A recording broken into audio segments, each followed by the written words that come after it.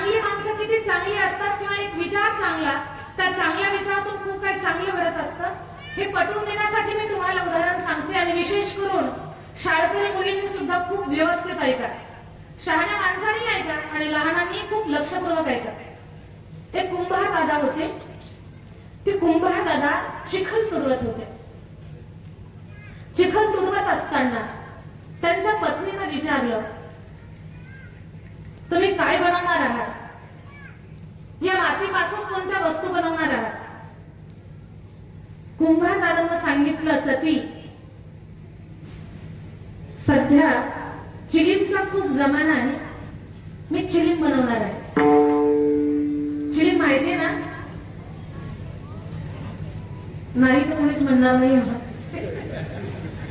मी चिलीम बनवणार आहे.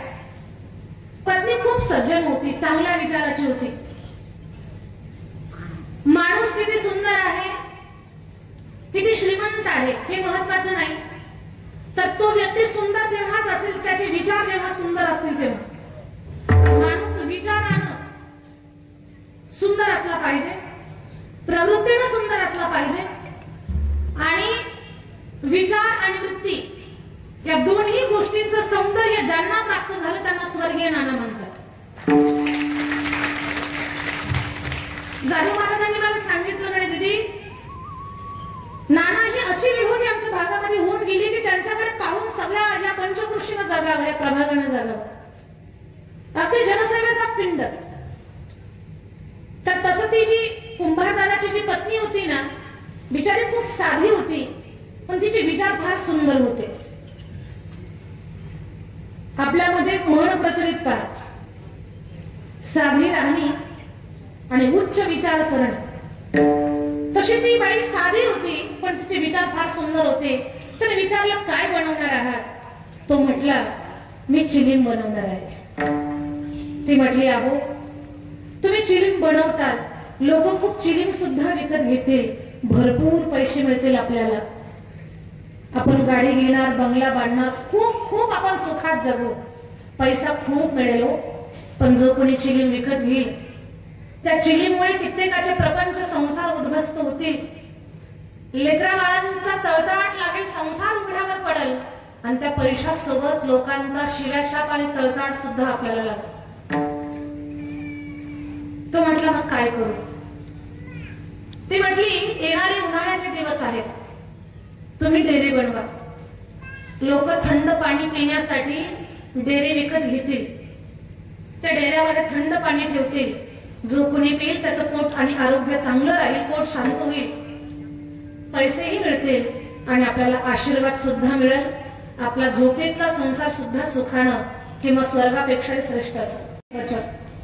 या 5 गोष्टी परमेश्वराच्या हातामध्ये आहेत.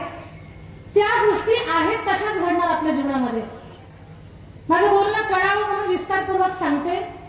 लग्न आपलं कुणासोबत होणार, कधी होणार, कुठे होणार ही गोष्ट ठरलेली आहे. माणसं स्थळ पाहत दिल्लीपर्यंत जातात पण गल्लीतच जुळत.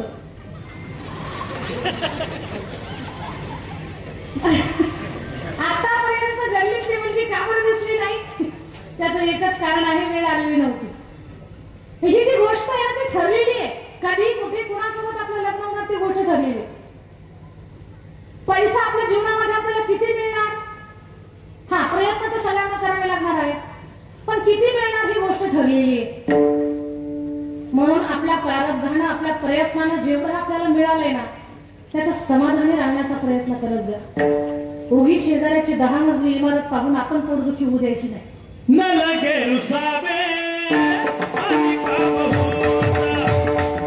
द्यायचा असेल तर द्यायचा, बाकी दुसऱ्याची प्रॉपर्टी पाहून कधी जळायचं नाही, कधी टेन्शन घ्यायचं नाही.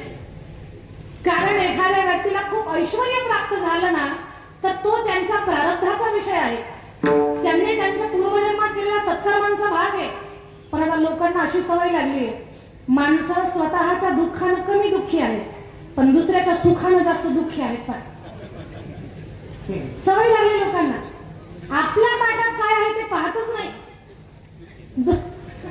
आपल्याला सवयच लागली दुसऱ्याच्या पात्रात पाहायची.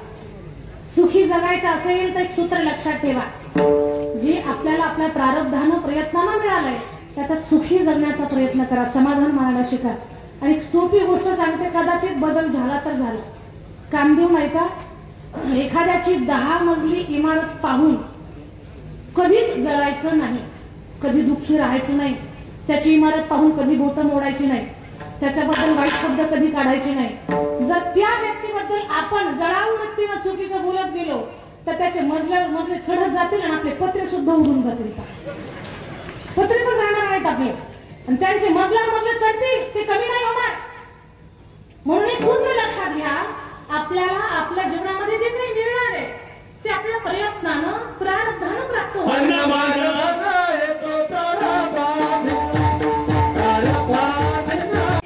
समयासी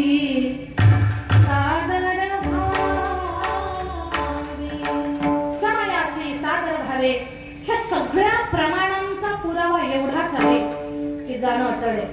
पण लक्षात घ्या, आपण गेलो तरी आपला आठवणींचा सुगंध पाठीमागे दरवळत राहावा.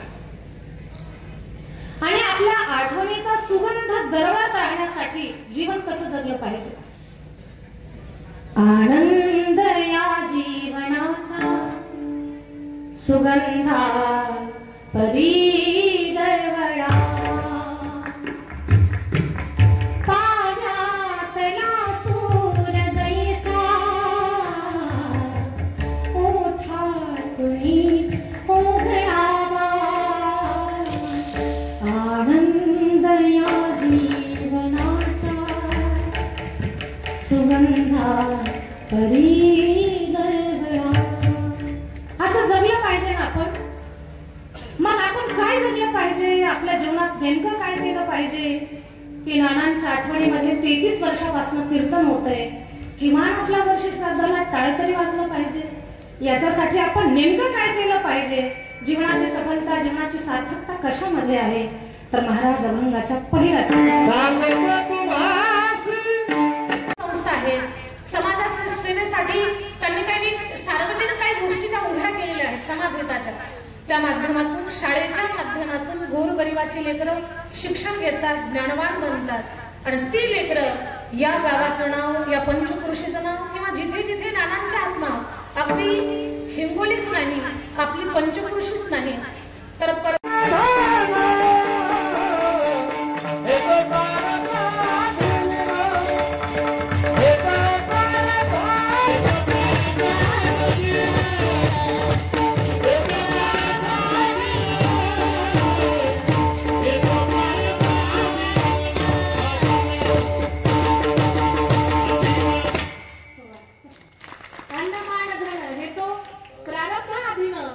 म्हणून आपल्याला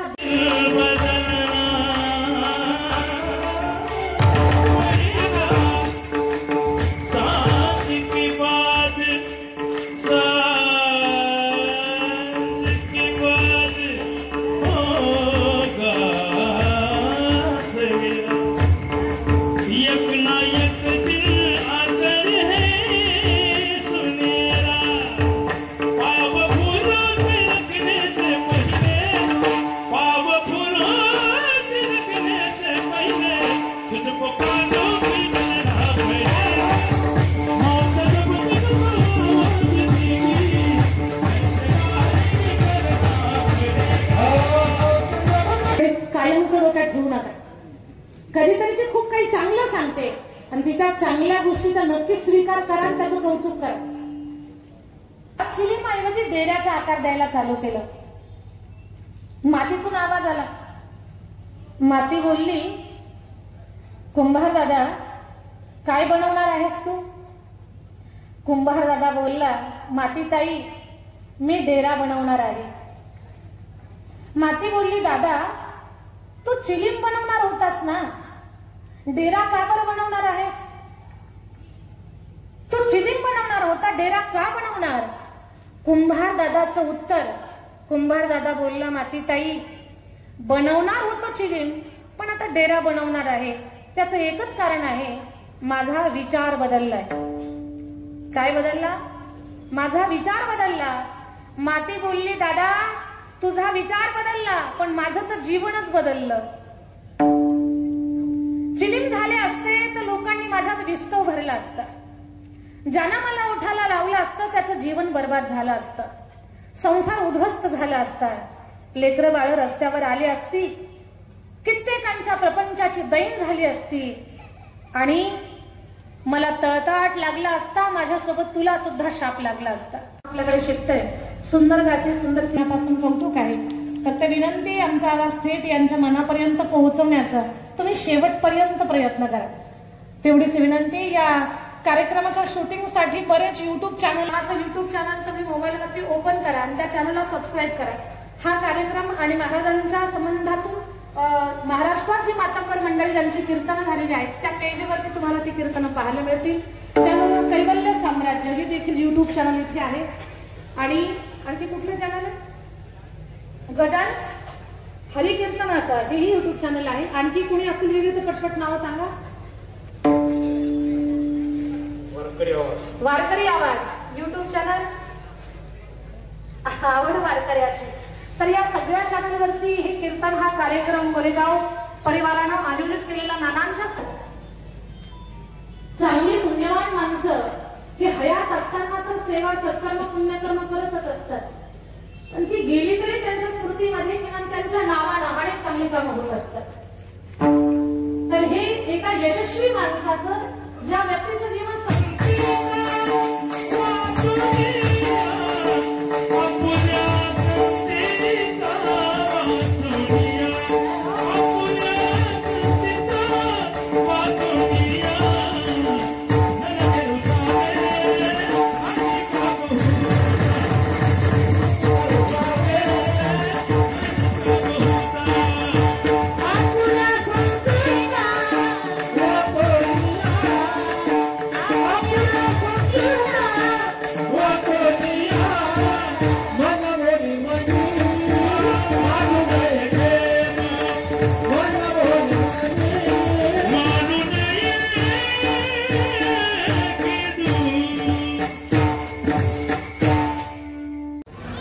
आणि मुलींना कीर्तनाचं शिक्षण देण्याचं काम त्या माध्यमातून ते करतात. आणि आपल्याला मी या ठिकाणी सांगू इच्छितो की नानाची ही 33वी पुण्यतिथी आणि या 33व्या पुण्यतिथीमध्ये आम्ही प्रत्येक वेळेस कीर्तनकार कोण बोलवतो तर त्या लेडीज कीर्तनकारच या ठिकाणी आम्ही बोलवतो.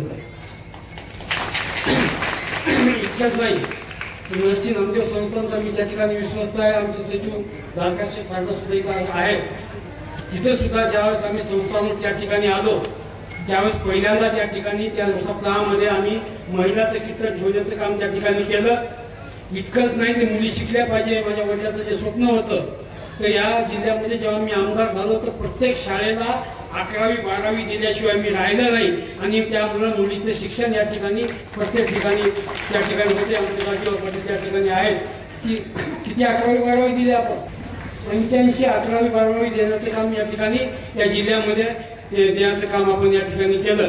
की जे नानाचं स्वप्न होतं, माझ्या वडिलाचं स्वप्न होतं मुलगा शिकला पाहिजे, त्यावेळेस या ठिकाणी आपल्या मराठवाड्यामध्ये त्या ठिकाणी यांचं मुघलांचं राज्य होतं आणि विदर्भामध्ये इंग्रजांचं राज्य होतं. मुघलांचं राज्य असल्यामुळं आमच्या भागातील लोक या ठिकाणी त्यावेळेस शिकले नव्हते. आणि जेव्हा वडील त्यावेळेस जिल्हा परिषदचे अध्यक्ष होते त्यावेळेस नोकरीला जर कोणाला करा म्हटलं तर नोकरी करायला या ठिकाणी शिकलेला माणूस या ठिकाणी सापडायचा नाही. आणि जे कोणी शिकलेलं होतं ते श्रीमंत घराण्यातले होते, चांगले शेतकरी नावाजलेले शेतकरी होते. ते म्हणायचे नाना आमच्या मुलाला तुम्ही नोकरी देण्याच्या ऐवजी पोलीस पाटील करा. पण विदर्भातले त्या ठिकाणी बरेचसे लोक या ठिकाणी लावले आणि ते नानाचं स्वप्न होतं की या भागातले लोक शिकले पाहिजे आणि त्या दृष्टिकोनातून हे संस्था वाढवण्याचं काम या ठिकाणी आपण केलं. मुली शिकल्या पाहिजे, मुली या ठिकाणी हे राहिल्या नाही पाहिजे. मग ते असं पाहिलं नाही की संस्था कोणाची आहे, ही विरोधकाची का संस्था असेल ना, या ठिकाणी सुद्धा या ठिकाणी 11वी 12वी द्यायचं काम या ठिकाणी केलं. जेणेकरून मुली शिकले पाहिजे. आपलं जे धोरण या ठिकाणी आहे की मुलगी पुढे आली पाहिजे. ती मुलगी एकाच घराचं नाही, 2 घराचं नाव या ठिकाणी उज्ज्वल केल्याशिवाय राहत नाही. म्हणून इथे जमलेल्या सर्व वडीलधाऱ्या मंडळींना मी या ठिकाणी विनंती करतो की आपली मुलगी या ठिकाणी शिकली पाहिजे, मोठमोठ्या पदावर गेली पाहिजे. हेच या ठिकाणी स्वप्न जे नानांचं होतं. नानाचं दुसरंही स्वप्न असं होतं की आपल्या जिल्ह्यातून या ठिकाणी चांगले अधिकारी त्या ठिकाणी निर्माण झाले पाहिजे, चांगले अधिकारी या ठिकाणी शिकले झाले पाहिजे. आणि या दृष्टिकोनातून माझ्या तिन्ही मुली त्या ठिकाणी डॉक्टर आहेत, माझे तिन्ही जवळ त्या ठिकाणी UPSC आहेत. मी श्रीमंताच्या घरी अजिबात मुलगी दिली नाही. म्हणजे चांगली माणसं किती चांगली असतात किंवा एक विचार चांगला, त्या चांगल्या विचारातून खूप काही चांगलं घडत असतं हे पटवून देण्यासाठी मी तुम्हाला उदाहरण सांगते. आणि विशेष करून शाळकरी मुलींनी सुद्धा खूप व्यवस्थित ऐका, शहाण्या माणसांनी ऐका आणि लहानांनी खूप लक्षपूर्वक ऐका. एक कुंभार दादा होते. ते कुंभार दादा चिखल तुडवत होते. चिखल तुडवत असताना त्यांच्या पत्नीने विचारलं, तुम्ही काय बनवणार आहात? या मातीपासून कोणत्या वस्तू बनवणार आहात? कुंभार दादांना सांगितलं, सती सध्या चिलीमचा खूप जमाना आहे, मी चिलीम बनवणार आहे. चिलीम माहितीये ना? नाही तर कोणीच म्हणणार नाही.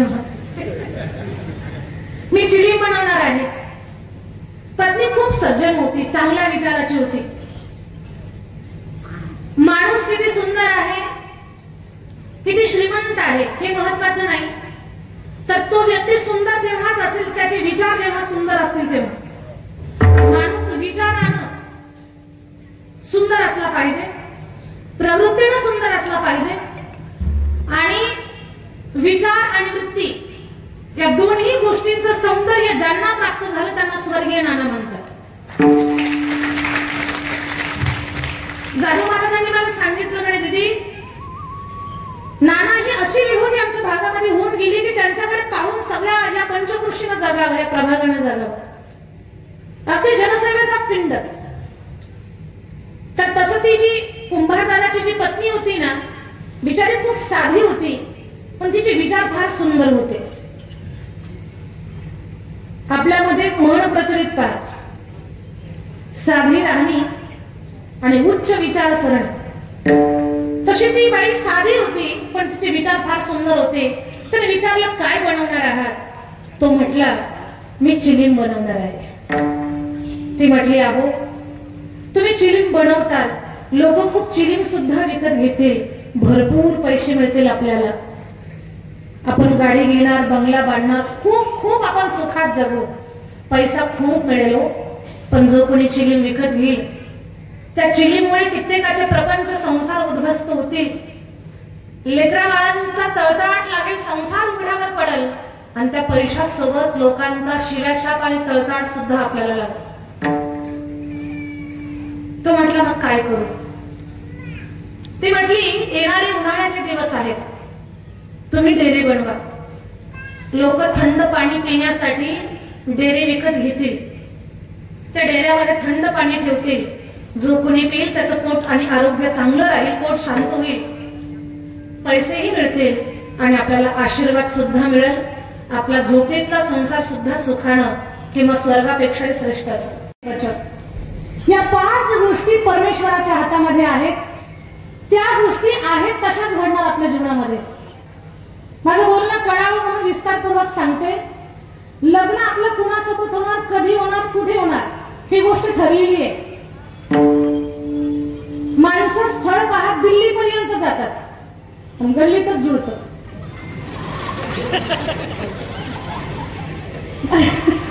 आतापर्यंत गल्लीतली मुलगी का बरं दिसली नाही?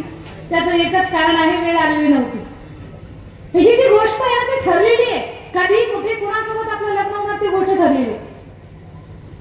पैसा आपल्या जीवनामध्ये आपल्याला किती मिळणार? हा, प्रयत्न तर सगळ्यांना करावे लागणार आहेत, पण किती मिळणार ही गोष्ट ठरलेली आहे. म्हणून आपल्या प्रारब्धानं, आपल्या प्रयत्नानं जेवढं आपल्याला मिळालंय ना त्याच्या समाधानी राहण्याचा प्रयत्न करत जा. उगीच शेजाऱ्याची 10 मजली इमारत पाहून आपण पोटदुखी होऊ द्यायची नाही.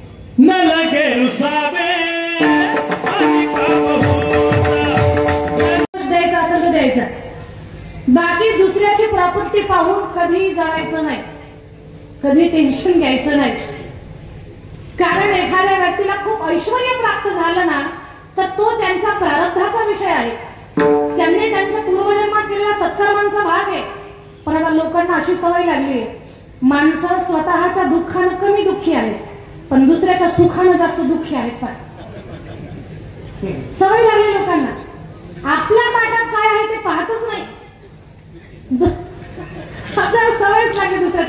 पाहायचे.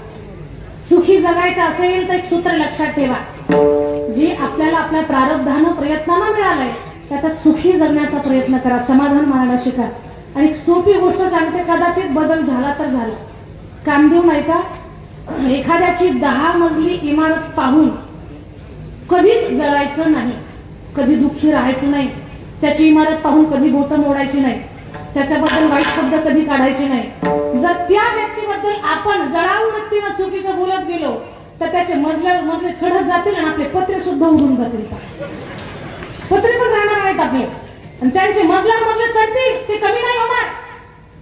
म्हणून एक सूत्र लक्षात घ्या, आपल्याला आपल्या जीवनामध्ये जे काही मिळणार आहे ते आपल्या प्रयत्नानं प्रारब्धानं प्राप्त होईल.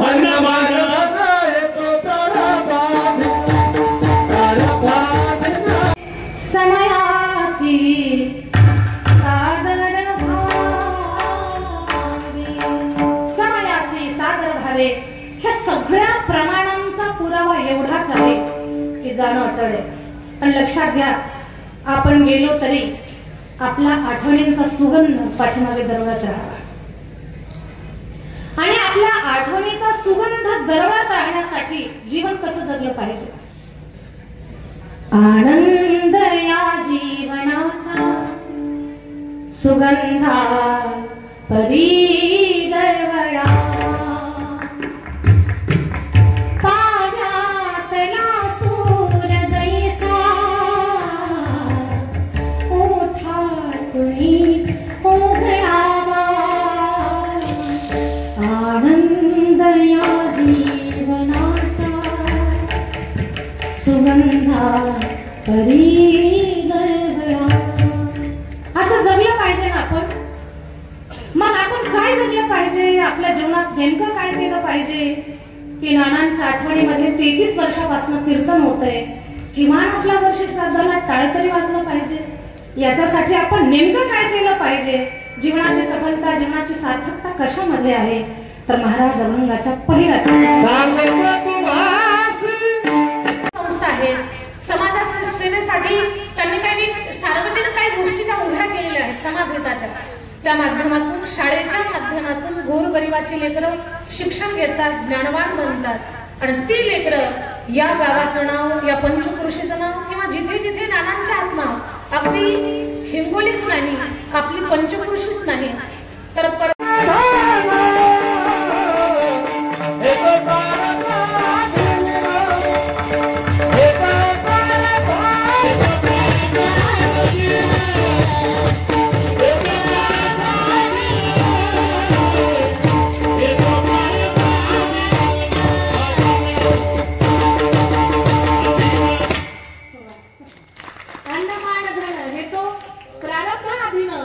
म्हणून आपल्याला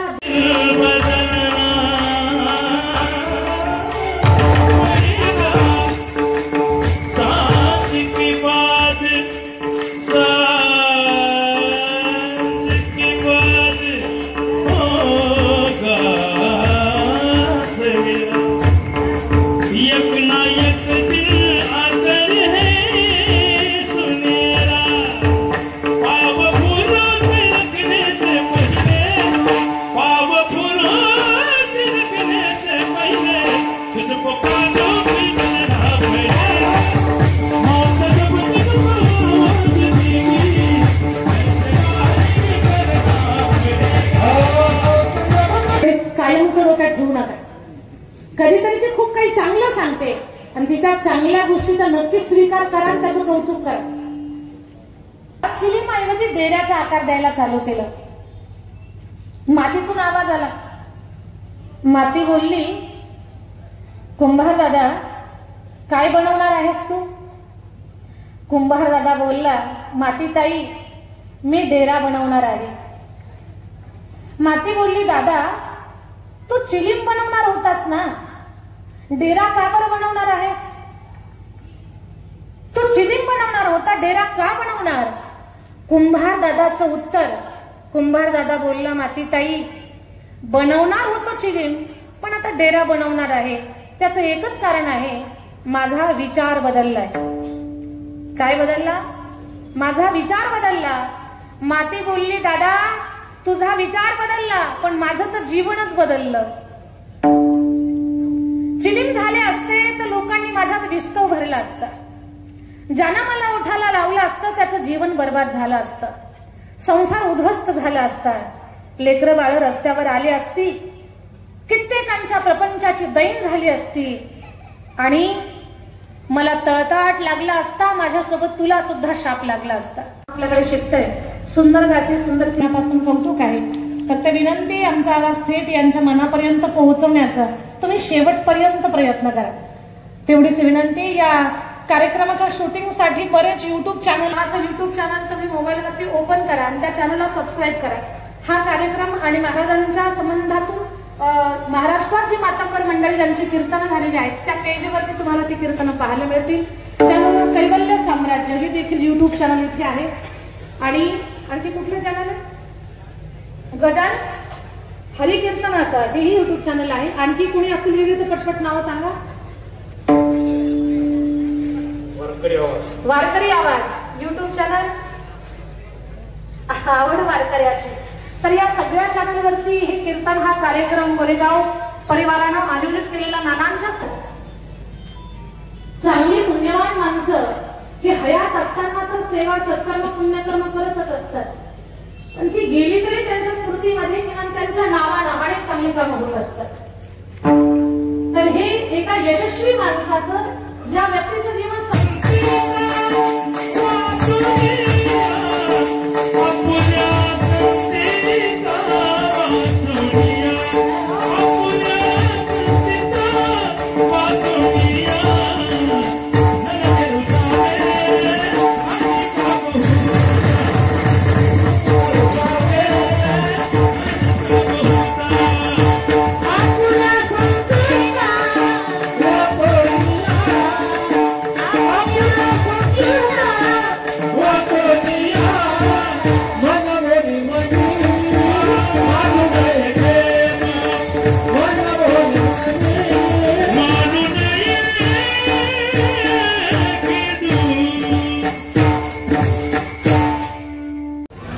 आणि मुलींना कीर्तनाचं शिक्षण देण्याचं काम त्या माध्यमातून ते करतात. आणि आपल्याला मी या ठिकाणी सांगू इच्छितो की नानाची ही 33वी पुण्यतिथी, आणि या 33व्या पुण्यतिथीमध्ये आम्ही प्रत्येक वेळेस कीर्तनकार कोण बोलवतो तर त्या लेडीज कीर्तनकारच या ठिकाणी आम्ही बोलवतो. इतकंच नाही, नरसी नामदेव संस्थांचा मी त्या ठिकाणी विश्वस्त आहे. आमचे सचिव धारकाशी सारखं सुद्धा इथं आहे. तिथे सुद्धा ज्यावेळेस आम्ही संस्थांवर त्या ठिकाणी आलो त्यावेळेस पहिल्यांदा त्या ठिकाणी त्या सप्ताहामध्ये आम्ही महिलाचं कीर्तन ठेवण्याचं काम त्या ठिकाणी केलं. इतकंच नाही, ते मुली शिकल्या पाहिजे. माझ्या वडिलाचं जे स्वप्न होतं, तर या जिल्ह्यामध्ये जेव्हा मी आमदार झालो तर प्रत्येक शाळेला 11वी 12वी दिल्याशिवाय मी राहिलं नाही. आणि त्यामुळे मुलीचं शिक्षण या ठिकाणी प्रत्येक ठिकाणी त्या ठिकाणी होते. आमचे राजीव पाटील त्या ठिकाणी आहेत. किती 11वी 12वी दिली आपण? 85 11वी 12वी देण्याचं काम या ठिकाणी या जिल्ह्यामध्ये देण्याचं काम आपण या ठिकाणी केलं. की जे नानाचं स्वप्न होतं, माझ्या वडिलाचं स्वप्न होतं मुलगा शिकला पाहिजे, त्यावेळेस या ठिकाणी आपल्या मराठवाड्यामध्ये त्या ठिकाणी यांचं मुघलांचं राज्य होतं आणि विदर्भामध्ये इंग्रजांचं राज्य होतं. मुघलांचं राज्य असल्यामुळं आमच्या भागातील लोक या ठिकाणी त्यावेळेस शिकले नव्हते. आणि जेव्हा वडील त्यावेळेस जिल्हा परिषदचे अध्यक्ष होते त्यावेळेस नोकरीला जर कोणाला करा म्हटलं तर नोकरी करायला या ठिकाणी शिकलेला माणूस या ठिकाणी सापडायचा नाही. आणि जे कोणी शिकलेलं होतं ते श्रीमंत घराण्यातले होते, चांगले शेतकरी नावाजलेले शेतकरी होते. ते म्हणायचे, नाना आमच्या मुलाला तुम्ही नोकरी देण्याच्या ऐवजी पोलीस पाटील करा. पण विदर्भातले त्या ठिकाणी बरेचसे लोक या ठिकाणी लावले. आणि ते नानाचं स्वप्न होतं की या भागातले लोक शिकले पाहिजे. आणि त्या दृष्टिकोनातून हे संस्था वाढवण्याचं काम या ठिकाणी आपण केलं. मुली शिकल्या पाहिजे, मुली या ठिकाणी हे राहिलं नाही पाहिजे. मग ते असं पाहिलं नाही ही संस्था कोणाची आहे, ही विरोधकाची का संस्था असेल ना. या ठिकाणी सुद्धा या ठिकाणी 11वी 12वी याचं काम या ठिकाणी केलं, जेणेकरून मुली शिकले पाहिजे. आपले जे धोरण या ठिकाणी आहे की मुलगी पुढे आली पाहिजे. ती मुलगी एकाच घराचं नाही, 2 घराचं नाव या ठिकाणी उज्ज्वल केल्याशिवाय राहत नाही. म्हणून इथे जमलेल्या सर्व वडीलधाऱ्या मंडळींना मी या ठिकाणी विनंती करतो की आपली मुलगी या ठिकाणी शिकली पाहिजे, मोठमोठ्या पदावर गेली पाहिजे.